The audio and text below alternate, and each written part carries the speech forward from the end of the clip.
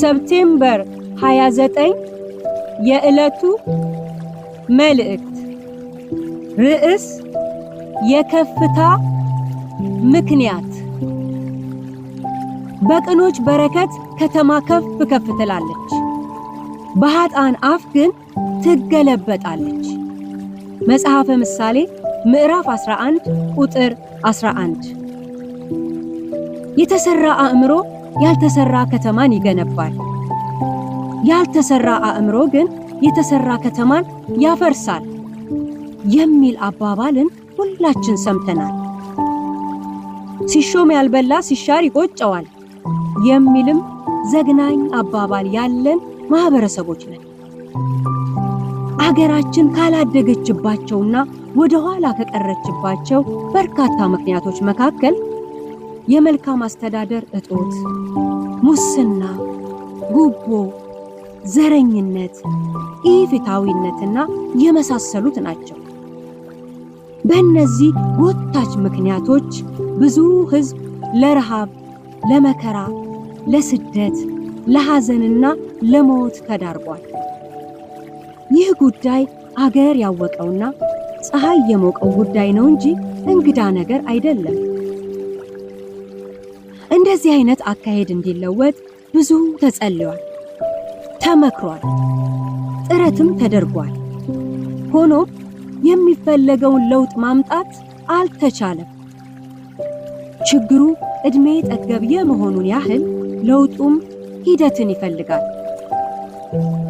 ነገር ግን ጊዜ ሁሉን ይፈታዋል በማለት የሚተው ሳይሆን በጊዜ ውስጥ ትክክለኛ አመራር የሚጫወተው ሚናም ትልቅ ስፍራ ሊሰጠው ይገባል።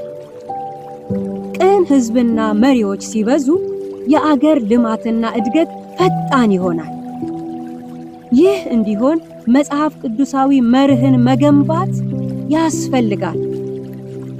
የመጽሐፍ ቅዱስ መርህ ይዘቱ ከተማን ከፍ የሚያደርግ፣ ችግረኞችን የሚያግዝ፣ ለሌሎች የማካፈል ልምምድን የሚያበረታታ፣ በአመፅ ለመክበር የሚደረግ ጥረትን የሚኮንን፣ ተግቶ መስራትን የሚሰብክ፣ ሌብነትን የሚቃወም፣ ፍትሃዊነትን የሚያነግስና ያለ አድሎ የሚያስተናግድ አሰራርን የሚያሳይ ነው።